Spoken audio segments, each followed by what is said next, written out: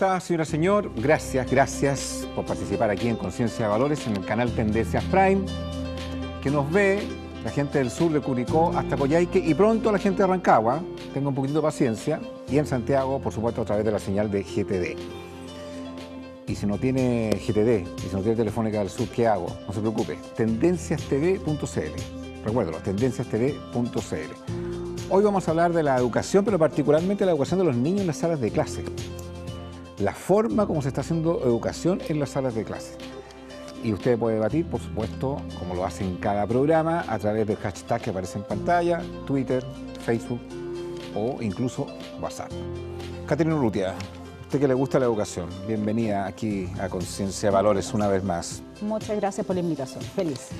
Don Juan Carlos Navarrete, magíster en educación, gracias por estar con nosotros para hablar de un tema tan importante y que tiene una experiencia también importante en tu vida. Sí, gracias por la invitación. Don Roberto Álamo. Gracias por la invitación, Agustín, y que agrado estar en este panel y espero, desde tu humilde posición, hacer algún aporte. Don Aldo Duque, el hombre con más Twitter de CTM. Así es. Solamente ¿Qué significa CTM? Contigo hasta morir. Pero... Tiene otro, o sea, más prosaico, pero teniendo en cuenta que estamos en televisión, nos vamos a omitir. Juan Carlos, un poco saber de ti, tu historia desde la infancia, cómo te metiste en este tema de finalmente trabajar con alumnos de pobreza. Y quiero partir con quizás con una frase que se emplea mucho a nivel social cuando se habla de los alumnos problemas. Los alumnos problemas, no, que este alumno es problema, en los colegios este alumno es problema. Aquí.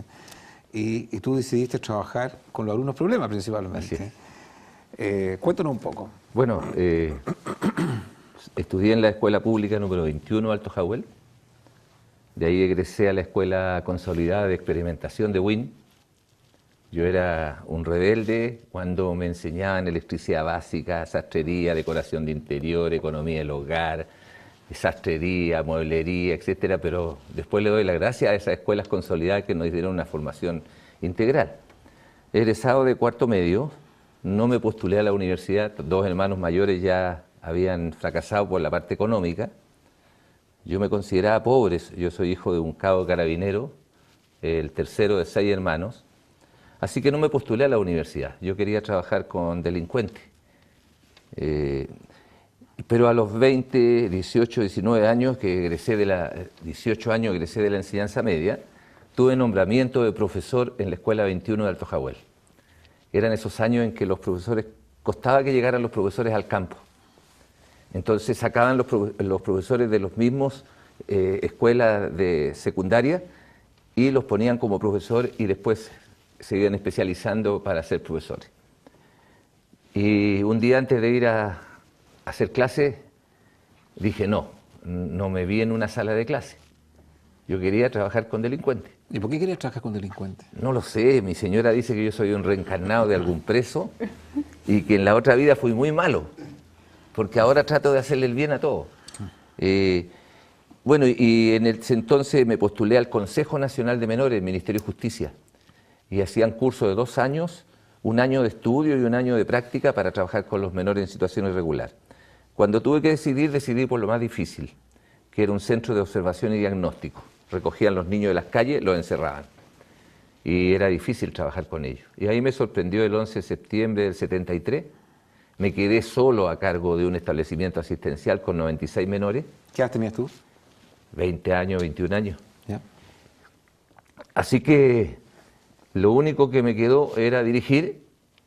Y cuando volvió mi jefe y volvió toda la gente, yo pedí traslado porque pensé que podía trabajar en un hogar de simple protección para niños huérfanos.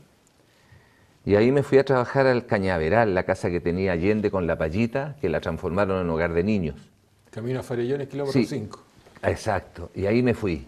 Y créeme que ahí gatilló verdaderamente la vocación de maestro en mí, porque sentí que había tantos niños que me necesitaba y que necesitaba que los formáramos, pero como era joven, yo tenía que esperar toda una vida para saber si mi trabajo había sido bueno o malo. Y ahí surgió la necesidad del Centro de Rehabilitación O'Higgins, aquí en Villa O'Higgins, delincuentes hasta 18 años. El entusiasmo me duró 4 meses, porque consideré que era imposible hablar de rehabilitar jóvenes que nunca fueron habilitados en nada. Entonces, llegaban al hogar a la casa de menores. ¿Pero qué rango de edad tenía ese 14 a 18 años. Para tú frustrarte y decir, yo no puedo seguir acá No, trabajando no, 4 meses. yo pensé que no era el camino. Entonces ahí yo creé un proyecto que se llamaba Prevención de Vagancia, Delincuencia y Drogadicción Juvenil. Y lo presenté al general Badiola, que era el jefe de organizaciones civiles de aquel entonces. Y me creyeron. Y me financiaron este proyecto y me entregaron un local en Avenida Mata. Y el mensaje era muy simple, era decirle a las juezas, ese niño que delinque por primera vez, no lo meta a la cárcel, porque lo está mandando a la Universidad del Delito. Entonces, ese proyecto tenía 4 pilares: educación, salud, deporte y recreación y trabajo. Y ahí fracasé en educación, porque como los 120 jóvenes eran de Pudahuel, de Puente Alto, San Bernardo, Peñalolén, de todas partes, ellos iban a sus colegios, y iban media jornada al centro. Y ahí me di cuenta que el fracaso estuvo en educación. El fracaso estuvo en educación por la forma en que se porque educaba. los jóvenes se educaban en las escuelas Sí, en eso te distintos. pregunto.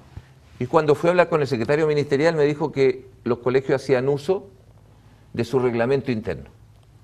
Yo hasta el día de hoy no entiendo qué reglamento interno puede pasar a llevar los derechos del niño, los derechos del ser humano. Pero el secretario ministerial de aquel entonces me dijo, pero usted puede hacer un colegio. Y yo le dije, no soy profesor, pero puede estudiar. Y así hago el Carol Cardenal de Cracovia, en Avenida Mata, 519, al lado del Maxim. Para los que tenemos ciertos años, nos acordamos del Maxim. Al lado del hispanoamericano. Exacto, Diga Roberto cerquita. Álamo llega ahí. Ahí comencé mi sueño humano de esperanza. No todos los días. Y como había conocido la extrema pobreza, dije, voy a hacer un colegio y no voy a discriminar nunca a ningún niño. Ahí partiste como con menos de 20 alumnos, ¿no? Sí, sí. ¿Y hoy día son? No, tenía 120 jóvenes, Ya. que eran Yo hice una escuela de adultos, porque los adultos estudian primero a cuarto un nivel, un año, quinto y sexto un nivel, séptimo y octavo. Y como los niños míos estaban atrasados, los jóvenes, me servía este tipo de escuela. Pero me dieron el decreto cooperador el 28 de diciembre, Día de los Inocentes, y me autorizaron la escuela por un año, porque no tenía patio. Y ahí un día visitando a un joven en la población José María Caro, encontré un edificio, eran 4 aulas. Era la escuela 31, que fue abandonada por falta de alumnos. Porque en 10 cuadras a la redonda, donde estamos nosotros, hay 8 colegios. Y ahí comencé, dije, traslado la escuela vespertina y abro una escuela básica en el día con 23 alumnos. Pero la única diferencia era no discriminar a ningún niño, sin lucro, sin copago y con prohibición de reunir dinero ni con la rifa del huevo en las reuniones de padres apoderados. ¿Tú eres partidario de que menores de edad que cometen delitos no vayan por ningún motivo a la cárcel? No debieran ir a las cárceles. Aldo, ¿qué opinas tú? Lo que pasa es que el menor infractor de ley es consecuencia de una multilateralidad de elementos que confluyen para hacerlo delinquir. El tema es que si yo tomo hoy día un menor de 14 años de edad que está cometiendo un portonazo y que tiene un background de delincuencia desde los 11, los 12, los 13, yo obviamente no lo voy a enviar a una cárcel común con adultos, porque lo voy a enviar a la perversión más absoluta y voy a ir a la universidad del delito, como tú señalas. Pero yo la cárcel la estimo, la comprendo y la entiendo para los menores de edad como un fenómeno de resocialización. Es decir, devolverlo a, no reinsertarlo, porque no puedo reinsertar a una persona que nunca ha estado insertada. Entonces, lo que quiero hacer, un nuevo concepto, es crear una unidad penal que el castigo sea la resocialización del individuo, porque es recuperable. Creo mucho en eso. Pero aquí se fue por un camino distinto, le funcionó, y que es básicamente cómo rehabilitarlo con educación, en todos los pilares que él acaba de Es que mencionar. él está construyendo, él no está rehabilitando.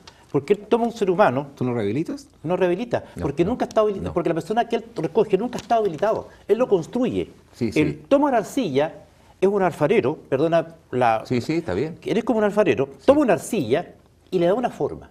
Y esa es la virtud que tiene el proyecto. Porque cuando él lo recibe, es amorfo. Él no sabe para dónde va. Él le da un sentido. Y por eso es el éxito que ha tenido su iniciativa. No, pero, ¿sabes tú? Esta escuela nace de un sueño país que yo tuve. Yo siempre pensé, te pongo un ejemplo, Pedro Aguirre Cerda tiene 10 escuelas municipales, por decir un número, no sé cuántas tiene. Una escuela debiera dedicarse a los niños que son más hiperactivos, que son más complicados, que son más audaces. Una escuela. Y los mejores maestros debieran trabajar en esa escuela. A los niños no se les debe expulsar de las escuelas. Lamentablemente tenemos 20 años de expulsiones, de repitencia innecesaria, 20 años que se pasaron a llevar los derechos de los seres más indefensos del planeta, que son los niños. Lo primero, Pero hay una disputa, perdona ahí Juan Carlos, me gustaría saber la opinión de Catherine también y de Roberto, que a veces la visión se va mucho en los derechos, pero se habla poco de deberes.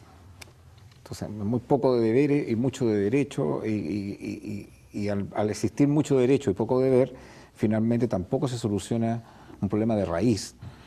No sé cuál es la visión que tienes tú, Roberto, y Katy, del tema. Estamos hablando de temas de educación, y gente que comete delitos, digamos. Entonces, Sí, sí. dice, por ningún motivo debe irse a la cárcel, por ningún motivo de aquí, por ningún motivo de allá, pero claro, por los derechos, pero también dónde tú colocas finalmente el marco de los deberes. ¿Me permites, Kate? Sí, por ¿Sí? supuesto.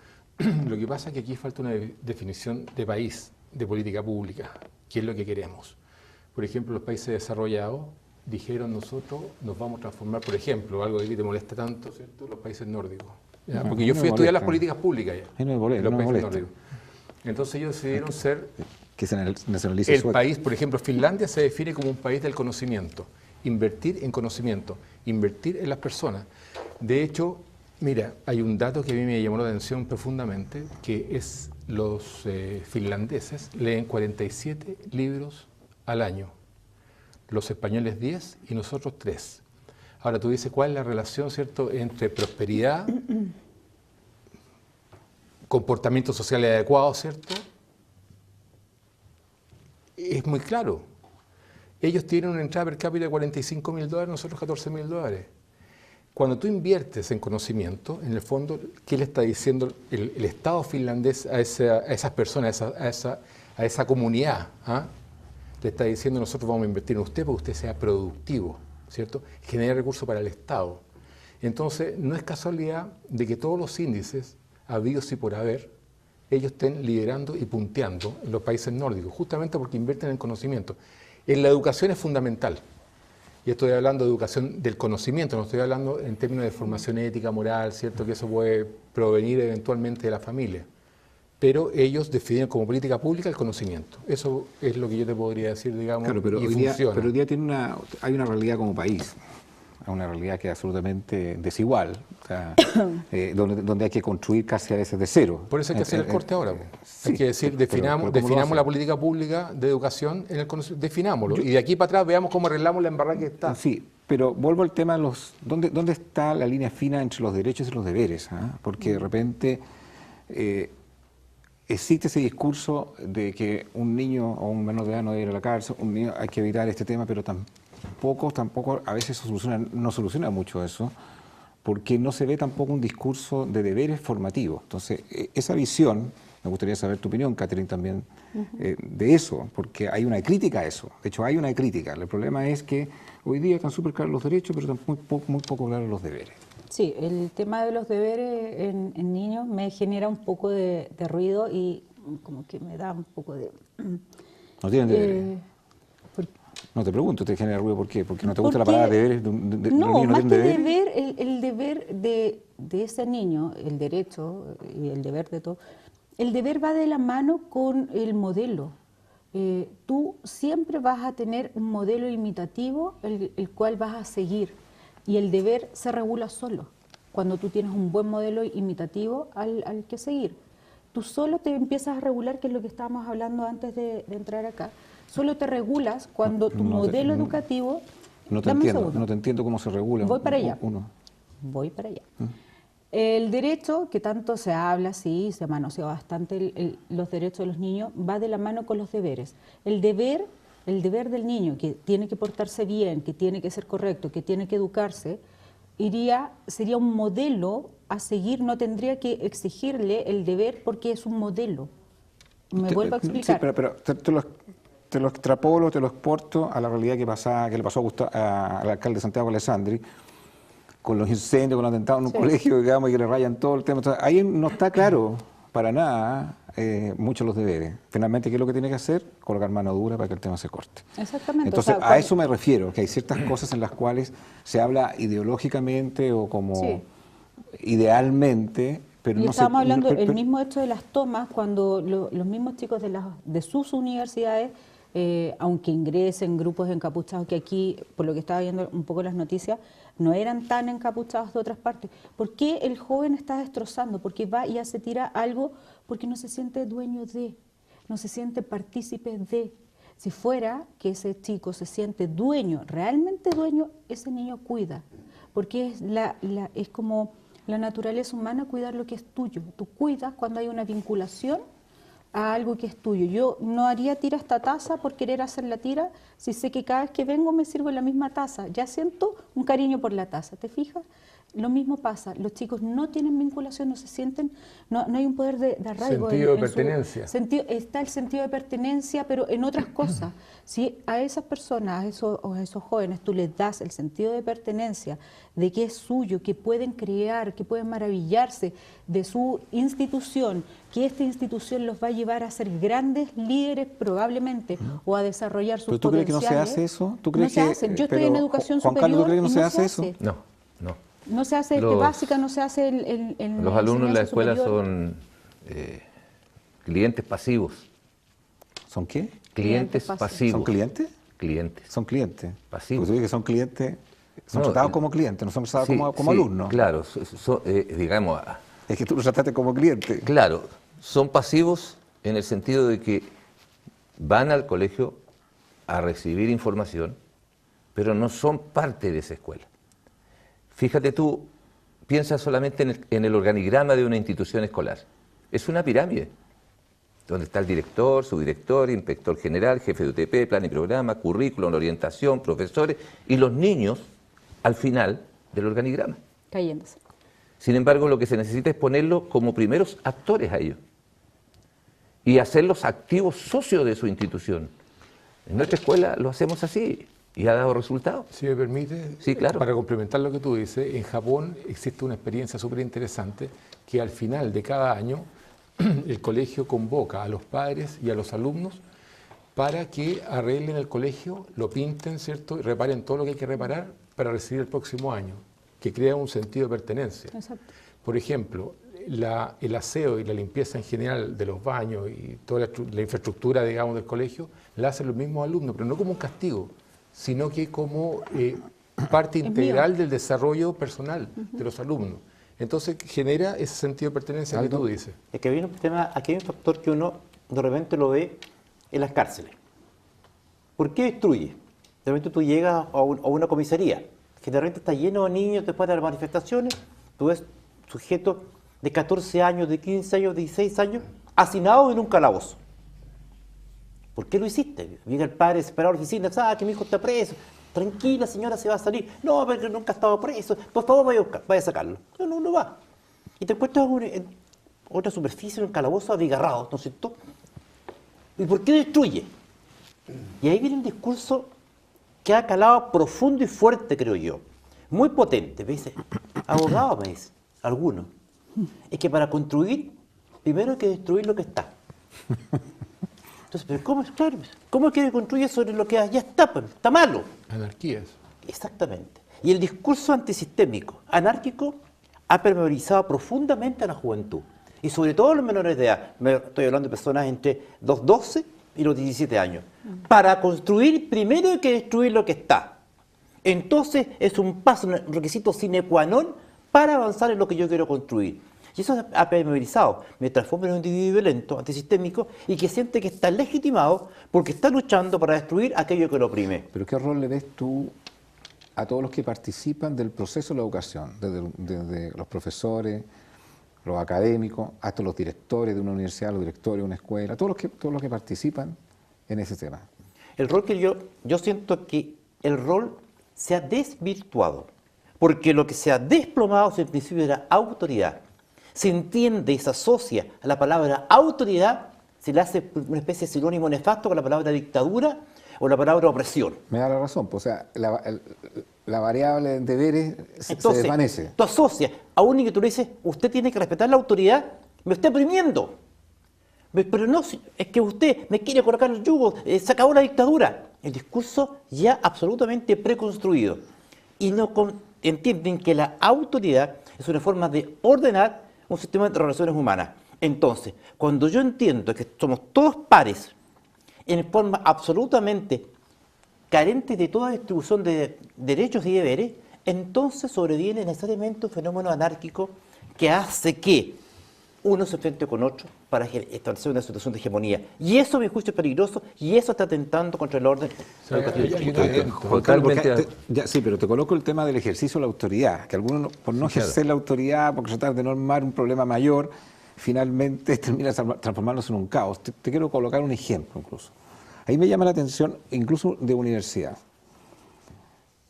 Una universidad X, después te lo voy a mencionar, llega gente de distintos sectores de Santiago. Gente incluso está becada, 100% ahí, y que son familias que viven en lugares que son vulnerables, efectivamente, y que se han ganado la beca. Y en otra universidad A, lo mismo. Pero cuando tú vas a los espacios públicos de la universidad X, está impecable.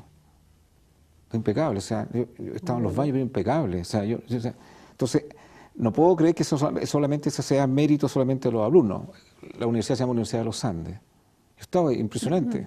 Modelo. Pero tú te vas a la misma realidad, los mismos universitarios de distintas familias, también becados a otra universidad, todo rayado, todo destrozado. Entonces, yo creo que también hay un tema que tiene que ver no solamente con los profesores, hay un tema del ejercicio de, como dice Aldo también, de la forma de administrar, la forma de ejercer también autoridad. Y la palabra como autoridad es como hoy día es como súper resistida violentamente. Mira, cuando comenzamos con el gobierno de los niños, recuerdo muy bien a un profesor que me dijo, o sea, los niños van a mandar más que nosotros. Claro. Él ya estaba poniendo la autoridad por sobre todo. Entonces, lo que dice Aldo yo le encuentro toda la razón. El manejo de la autoridad es lo que está siendo mal utilizado.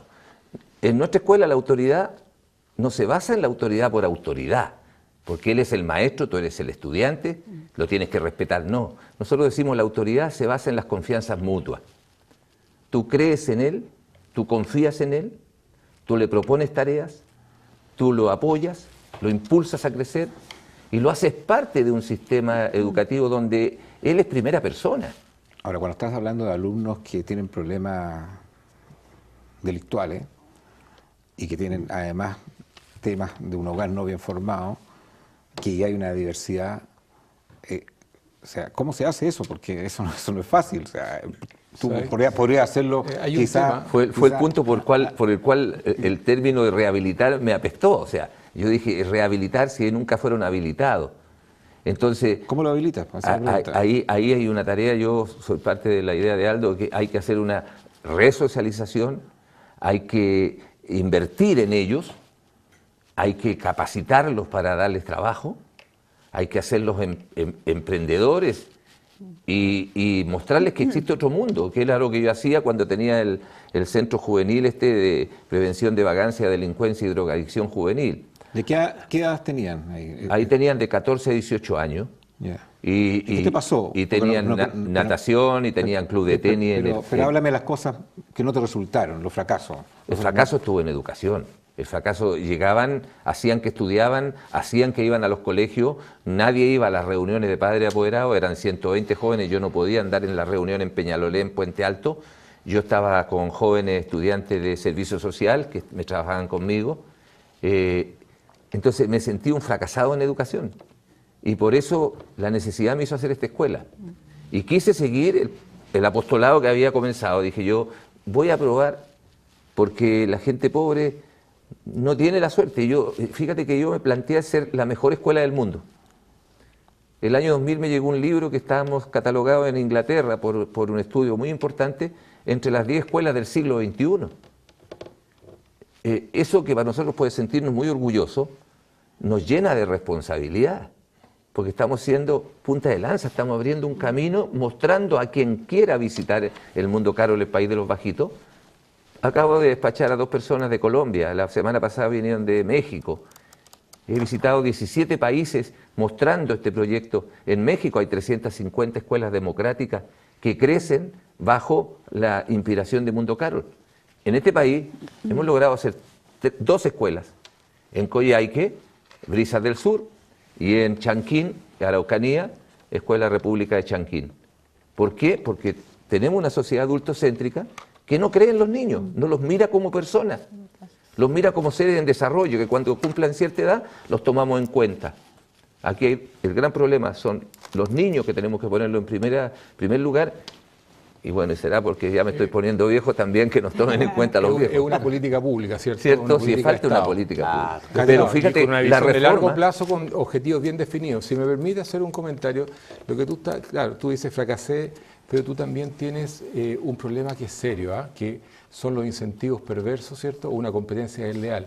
Que en Chile hay un problema también de movilidad social, aunque ha ido mejorando a través del índice de Gini, pero hay un problema de movilidad social. Entonces mucha gente joven, producto también de la publicidad y otro elemento, ven en las drogas, por ejemplo, una forma, o el tráfico de drogas, una forma de salir adelante económicamente, que es el símbolo de éxito en esta sociedad, ¿cierto? Claro. El dinero, independientemente de cómo lo conseguiste. Entonces, ahí tenemos un problema serio, pero un problema que es aún más serio, el tema de la evaluación docente. Oh. ¿Qué significa eso? Que según el MinSal, no lo digo yo, 3/4 partes del profesorado no están calificados ni en términos de contenido para impartir el conocimiento, ni en la capacidad para impartir ese conocimiento. Por lo tanto, cuando un profesor necesita ejercer liderazgo, ¿cierto?, para poder encauzar a los jóvenes y guiarlo por el camino que tú dices que hay que guiarlo y estamos todos de acuerdo, no tiene las competencias necesarias. Entonces, el tema de la evaluación docente sí es importante. Y el problema del profesorado, digamos, es que está cooptado, me van a disculpar aquí si hiero alguna sensibilidad, por el Partido Comunista. Y ahí es donde todo se pudre. ¿Tú eres de derecha? ¿Ah? ¿Tú eres de derecha? No soy liberal. Catherine.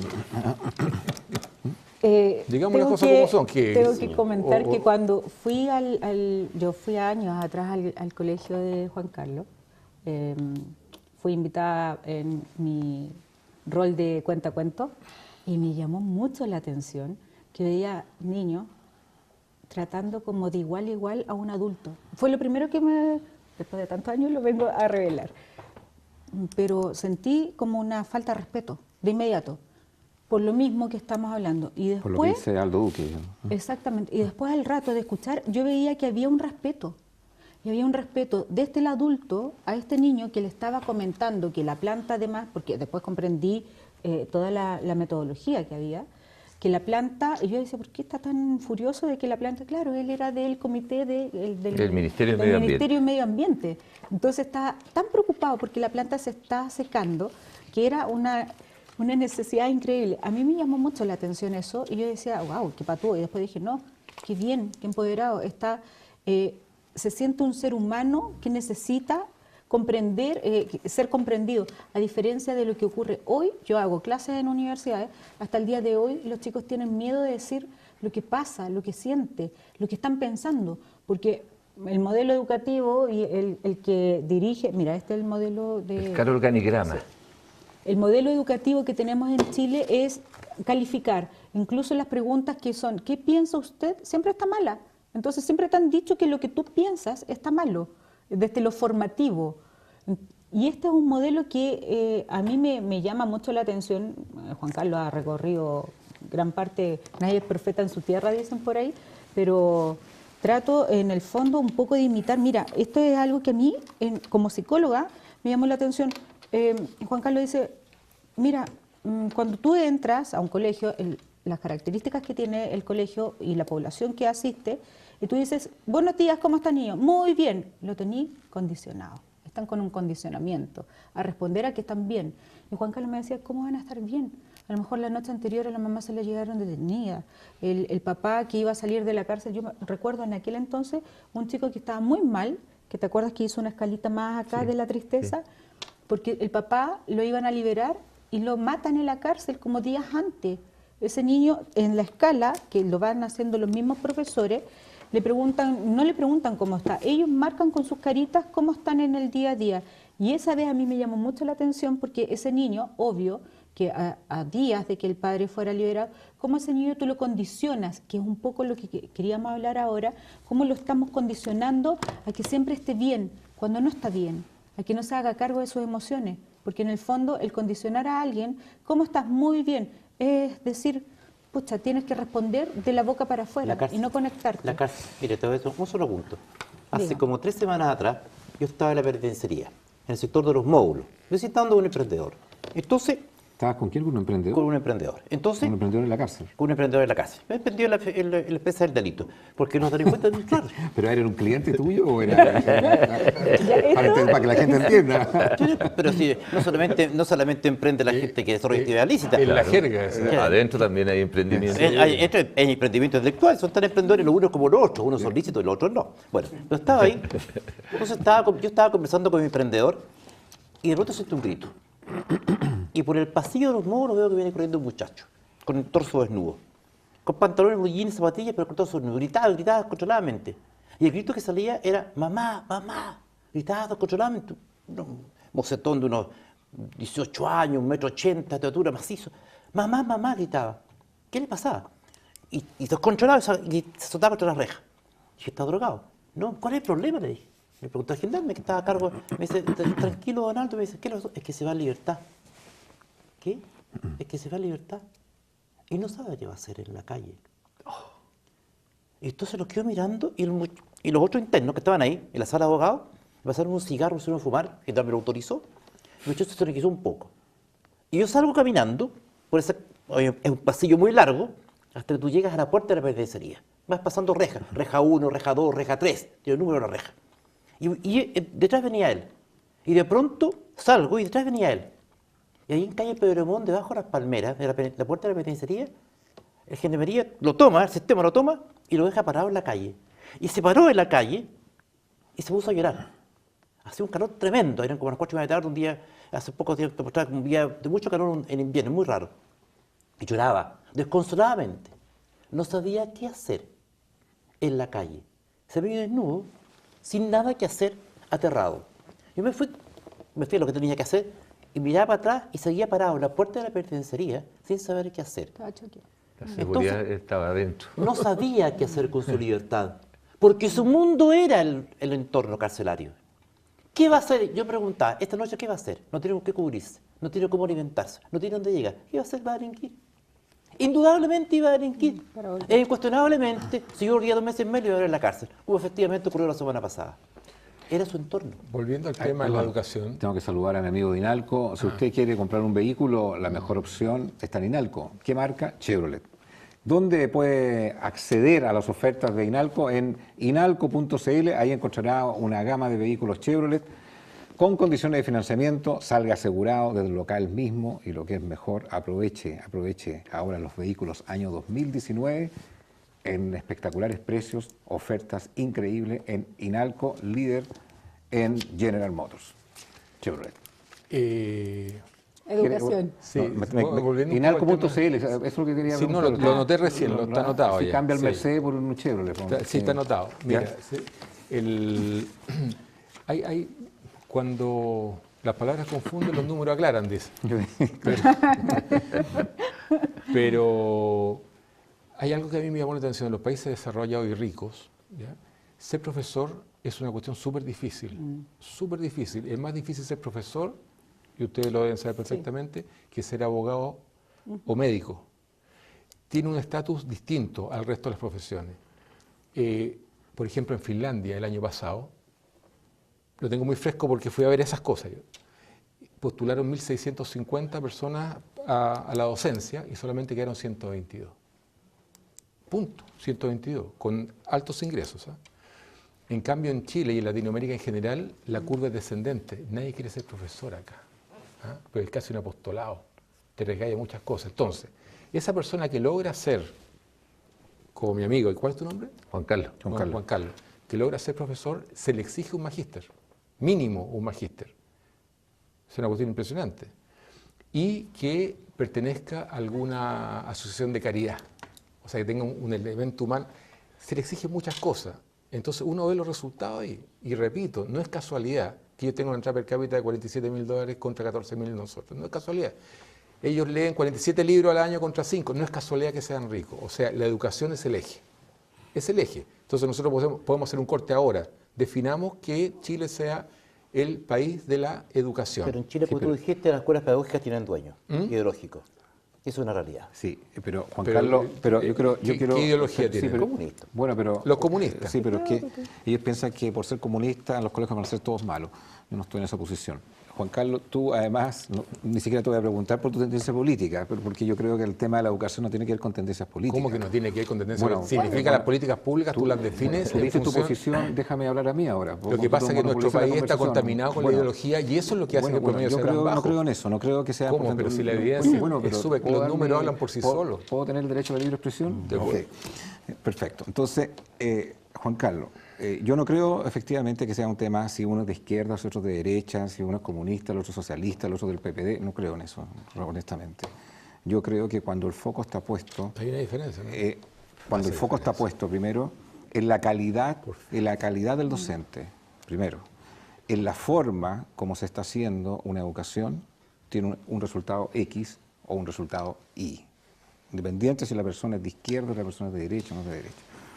Entonces, porque... Un ejemplo de bueno, ¿no? no, espérate, el ejemplo Es que de te lo va a aclarar inmediatamente. No quiero colocar Sí, el por ejemplo, favor, no, sino que quiero colocar el disculpa, ejemplo sí, de él. sí, Quiero colocar el no, ni un ejemplo de él. problema, por Porque supuesto. tú formaste Pido un disculpas, perdón, pido ¿tú formaste un disculpas, sí. colegio? ¿Ah? ¿Tú formaste un colegio? No, pero he No, formado. entonces he formado preguntémosle a él. gente. Tú formaste un colegio de la nada, ni siquiera tenías el grado de profesor, y tuviste que hacer toda una historia para tener un modelo como está hoy.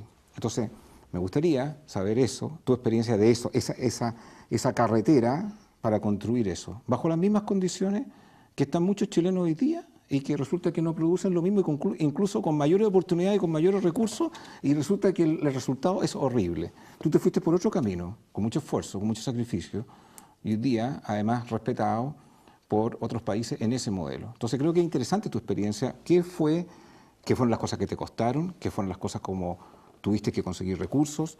¿Cómo cambiaste la forma de hacer clases en esa escuela?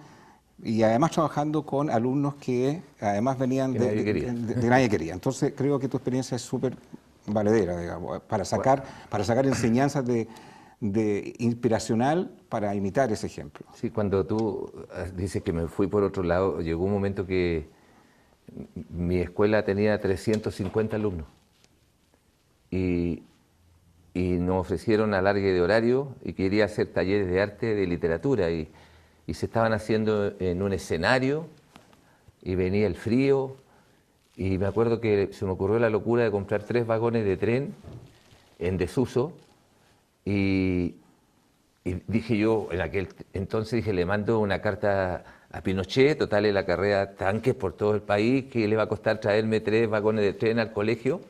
Todavía estoy esperando la respuesta, no me llegó respuesta. Y finalmente la Eli de Caso, en su programa, me ayudó a llegar con esos vagones de tren al colegio.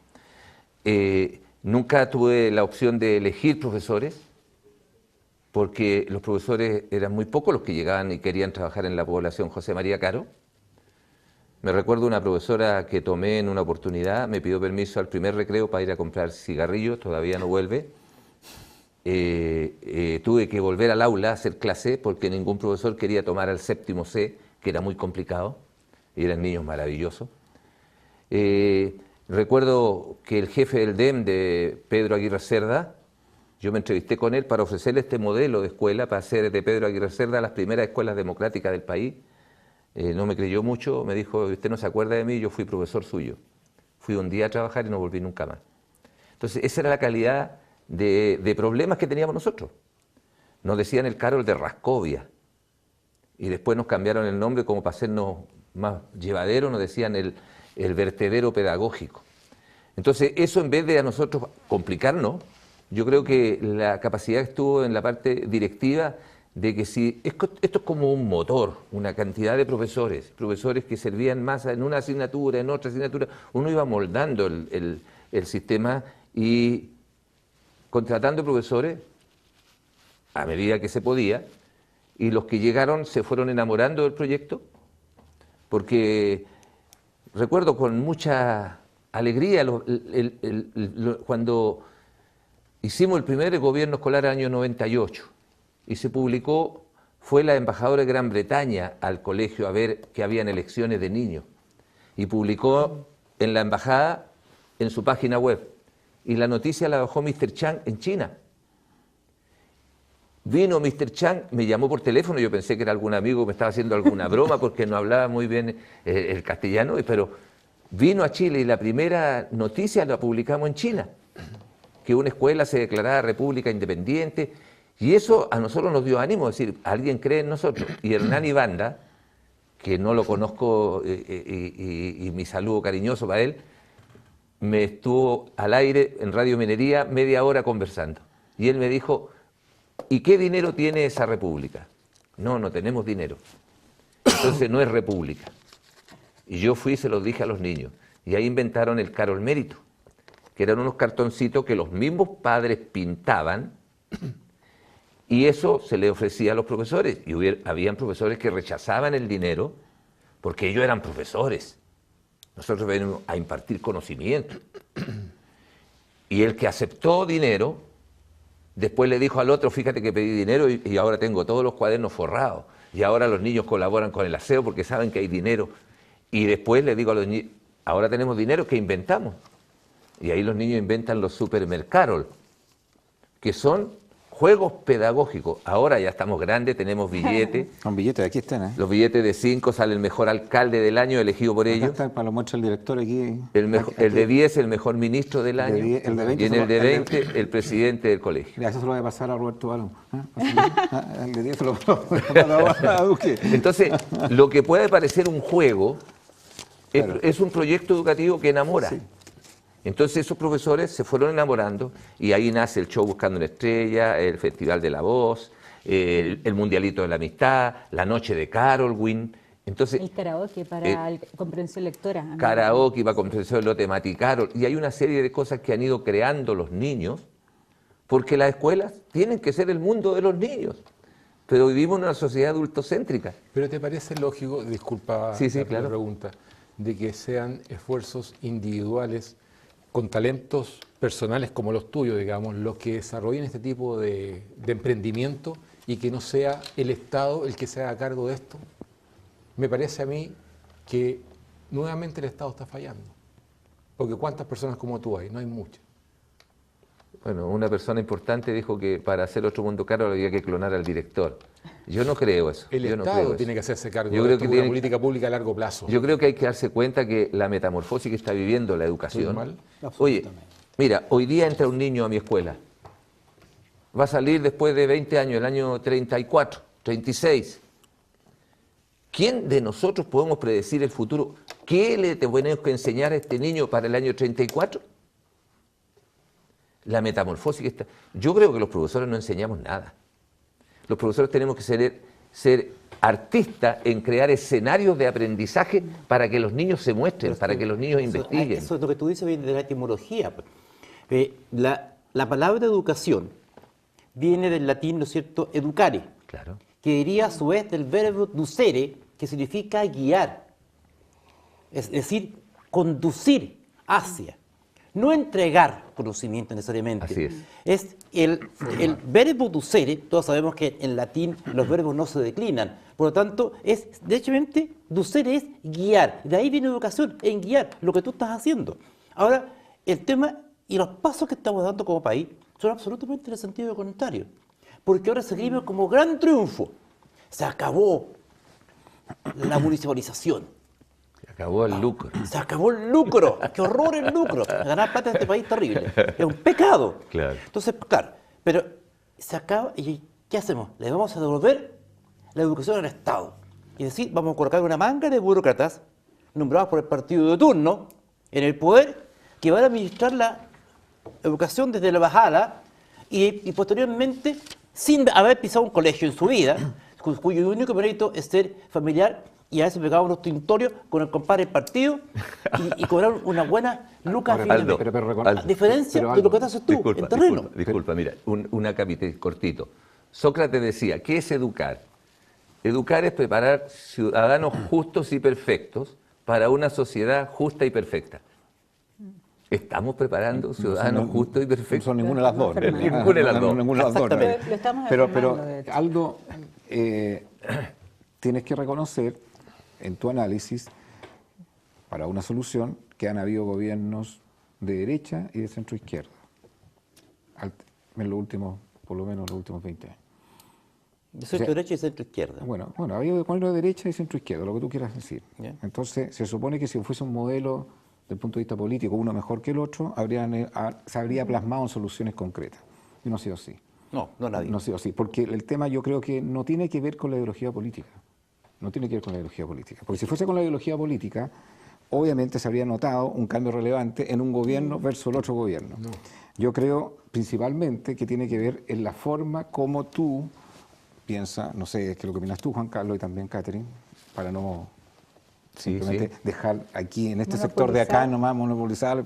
Yo creo que tiene que ver con un análisis multifactorial. Primero, cómo tú usas los recursos. Segundo, cómo se seleccionan los docentes, el tipo de educación que se entrega en las salas de clase, cuáles son las materias en las cuales yo le voy a dar prioridad principalmente para producir alumnos como, perdón la palabra producir, a usted le gusta esa palabra en este sector, o egresar alumnos que efectivamente sean un aporte también dentro de la sociedad.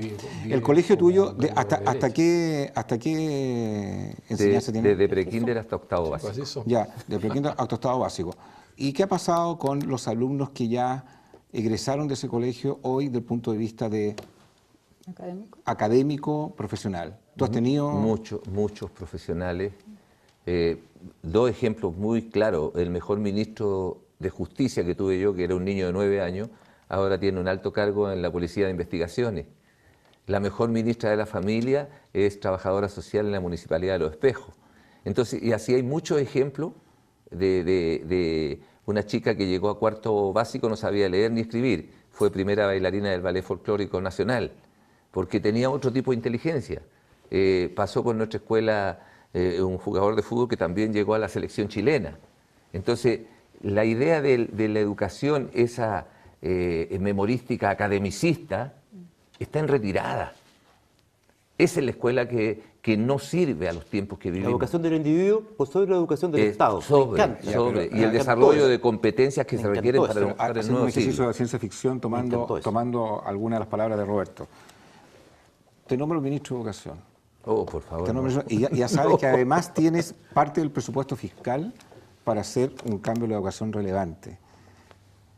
¿Qué es lo que harías? Pero antes que me lo digas, voy a hablar de Dunamis Rentacar. La mejor opción al momento de arrendar un auto es en Dunamis. Ahí en dunamis.cl, haga sus reservas online, vehículos mecánicos, vehículos automáticos. Hay un Dunamis en el sur de Chile, sí, en Concepción. Hay un Dunamis en la quinta región, por supuesto, en Viña del Mar. Y las sucursales que hay en Santiago. Dunamis Rentacar, su mejor compañero de viaje y la mejor opción al momento de arrendar un vehículo. ¿Por qué Dunamis es mejor que Álamo Rentacar, por ejemplo? ¿Podría explicar eso? Interesante. Primero, por el precio. Segundo, por la atención al cliente. Tercero, por la flexibilidad Estupendo. también en la materia que requiere toda la cobertura de seguros. Estupendo. En fin, podríamos mencionar una serie de cosas, pero más me interesa que el nuevo ministro nombrado en este programa, don Juan Carlos Navarrete, dijera, unánime, porque tú tienes ya una visión de muchos años de lo que está pasando. Y No, por lo tanto, ni siquiera te voy a preguntar de qué tendencia política eres. Yo empezaría... ¿Qué es lo que harías? No, yo haría lo que está haciendo en este momento nuestra ministra Marcela Cubillo. Me acaba de llegar una carta que dice, estimado Juan Carlos, El saludo. ya de partida hay un paradigma totalmente roto. ¿Ah? Estimado Juan Carlos, como si nos conociéramos por muchos años. Yo conozco su labor, sí, pero ella debe conocer algo de lo que yo hago. Pero a todos los directores de colegio le dice lo mismo. Y hace un llamado, en nombre del gobierno, a que los directivos nos enfoquemos en las aulas. Hay mucha burocracia en las aulas. Muy de acuerdo. Hay mucho. Explícanos un poco esa burocracia, A ver, para que la gente que entienda. tienes que planificar clase a clase, que tienes que poner fechas para evaluar, como si la respuesta de una prueba sean los conocimientos que se están adquiriendo. Muchas veces nos encontramos con la sorpresa de que los niños tienen muy buenas notas, pero llega un CIMSE y mide el colegio y no eran tantos conocimientos que habían. Entonces hay todo un aparato armado. Perdón, es que para no confundirme, cuando yo coloco una prueba que es el CIMSE, que tiene que medir conocimiento, Mide conocimiento. ya, mide conocimiento y me doy cuenta que frente a esta metodología que tú tienes, a la cual o que no tiene, que es crítica lo que estás diciendo ahora, y salgo mal evaluado en el CIMSE, ¿para ti eso no indica nada? ¿Es relativo? Lo dije en una oportunidad y me gané muchos enemigos. Sinceramente, Sinceramente. nosotros no trabajamos para tener resultados en el CIMSE. Ok.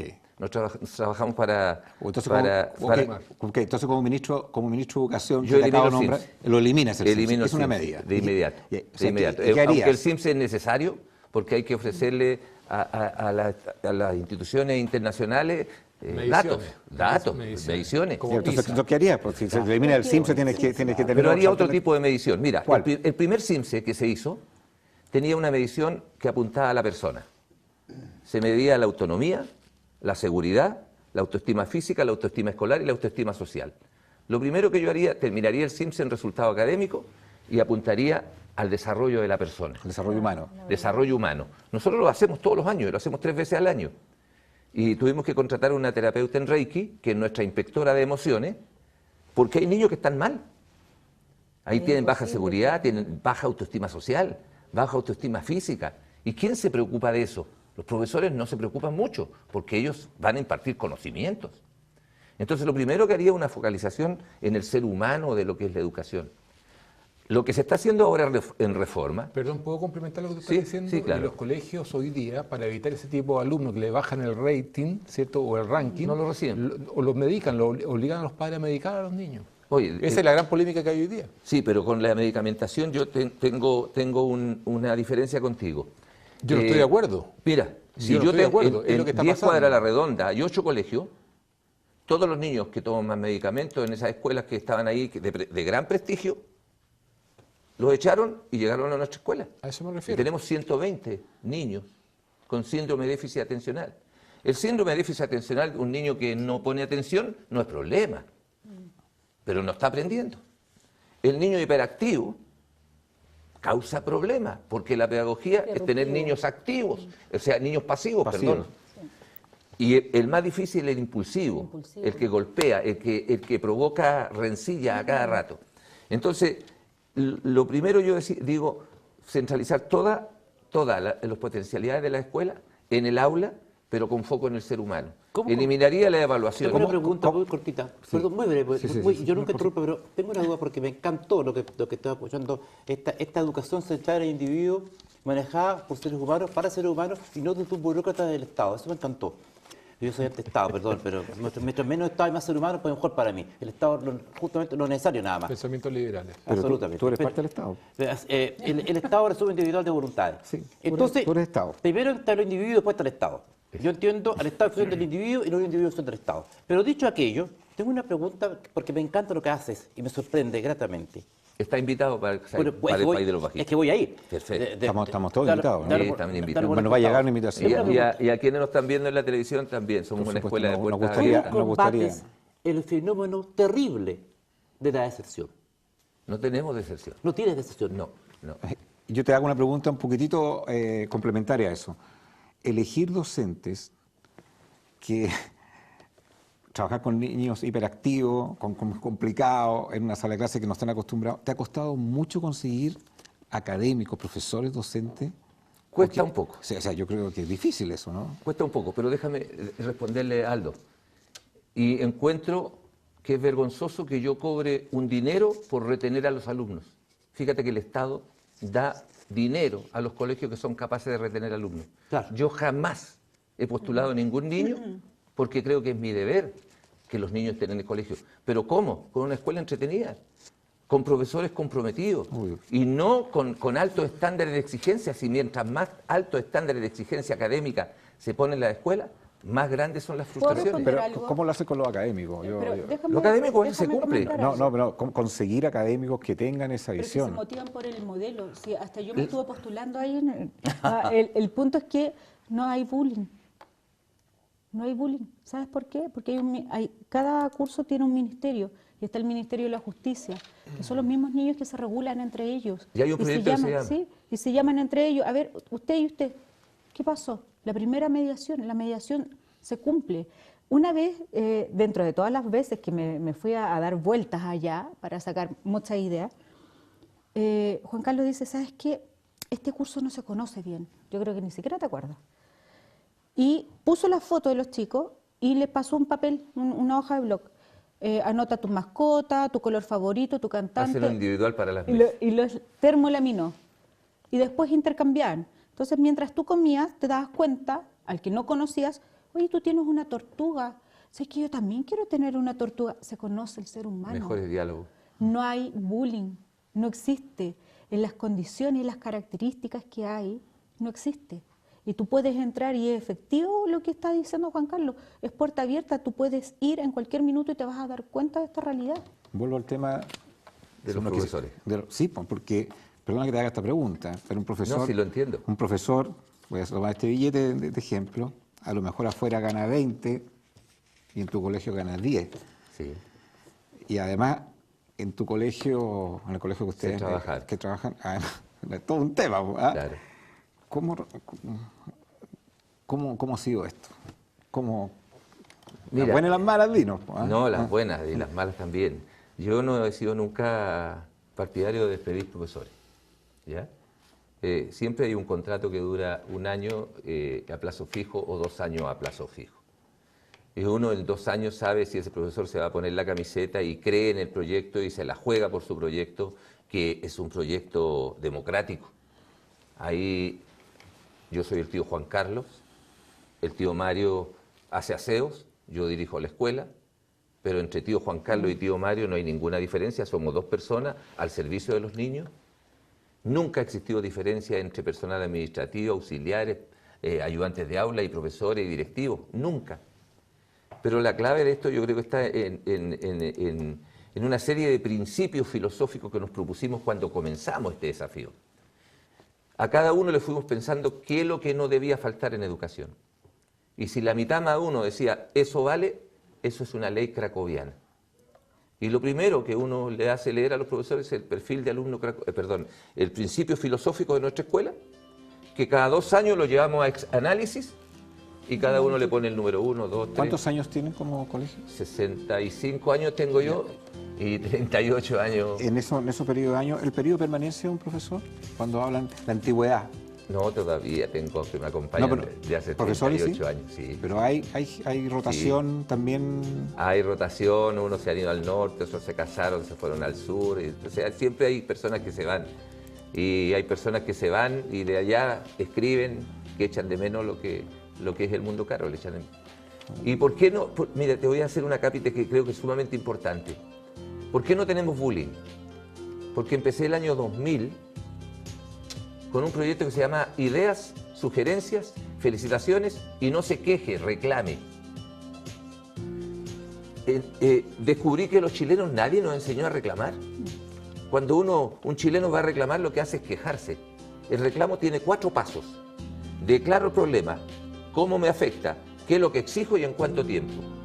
Y si el problema es atendido, tenemos niños felices, tenemos apoderados felices, profesores felices. No existe eso del conventillo y pasillo, de hablar mal de alguien. No, si no te gusta, no te quejes, reclama. Si el director me baja un poquito la música, Juan Carlos, te quiero dar las gracias por haber venido con Ciencia de Valores. Te quiero felicitar por lo que haces, porque haces un aporte al país incalculable. Creo que eres un modelo súper desafiante. Me interesaría muchísimo conocer lo que haces ahí físicamente. Y te felicito por tu historia de vida, te felicito por tu historia de esfuerzo, te felicito por tu historia de fe y que el aporte que has hecho a este programa creo que puede inspirar a muchos académicos que a lo mejor quieran trabajar también ahí, más allá de lo que es a veces el sentido solamente de hacer y tener, sino que también del ser. Así que muchas gracias por haber participado en nuestro programa. Esperamos tenerte también en un próximo programa y queremos visitarte. Oye, me quedan ganas todavía y estoy dejando a mis hijos a cargo de esta corporación y me ofrezco para ir donde me inviten. No quiero morirme sin ver mi país lleno de escuelas democráticas. Creo que le hacen falta muchas escuelas democráticas y mejores ciudadanos. Gracias. Catherine Urrutia, Roberto Álamo, don Aldo Duque y su famoso Gracias. Twitter. Nos vemos mañana. Siga debatiendo en las redes sociales. El Twitter de Aldo.